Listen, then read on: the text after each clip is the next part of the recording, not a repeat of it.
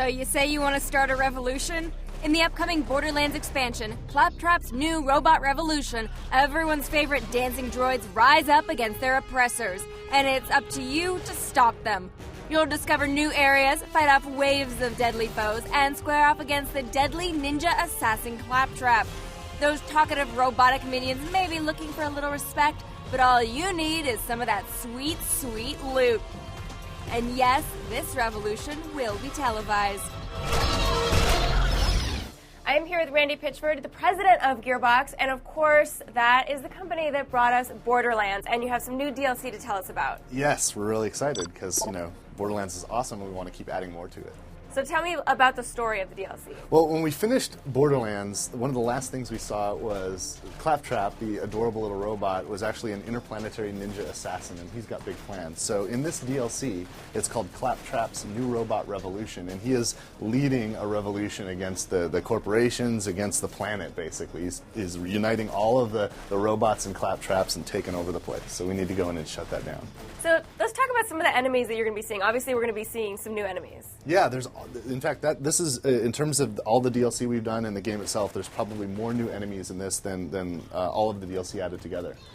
We've taken a lot of new things, like the Hyperion Corporation has brought their own private army and trying to suppress this revolution. But of course the robots are really clever and crafty, so they kind of subjugate, and the Hyperion army itself kind of gets the clap, if you will. They become Claptraps themselves, and now you're dealing with them.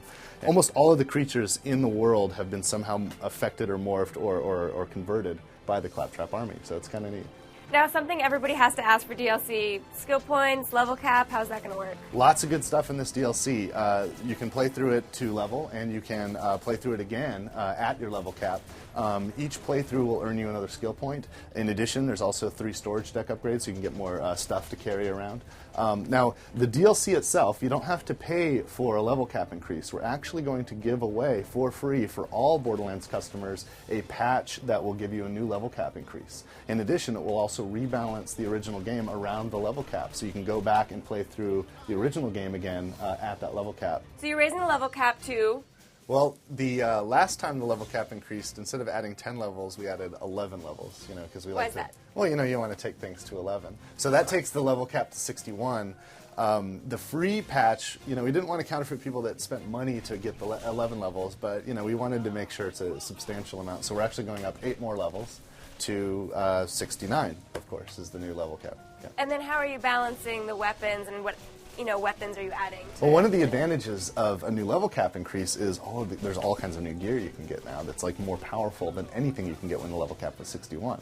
So I don't want to spoil anything or call out favorites, but there's one of the things that, if you know Borderlands, there are millions of guns in the game, and to be able to have equipment that scales with that new power is you're going to be a badass. You're going to be tough. Now, people have sort of favorite characters from the original, without the DLC. Are we going to see any returning old favorite characters? Actually, yeah. One of the things about Claptrap's Robot Revolution is he uses his ability to use this technology. He actually brings back some bosses that we've killed. There are more raid bosses in this DLC than we've ever done before. Pretty much every key character makes a return in some form. You're going to deal with a Claptrapified General Knox. You're going to see Dr. Ned. Even Commandant Steele, who we never actually faced in the original game. She's coming back as a Claptrap kind of modified version. So there's a lot of fun raid bosses to take down. So when are we going to get to play? Well, the DLC will come at the end of September. The Game of the Year edition comes at the beginning of October. And the patch, which gives you the level cap upgrade, well, that'll come right around that time, but we're not exactly sure yet because we have to get a release window with our first-party partners.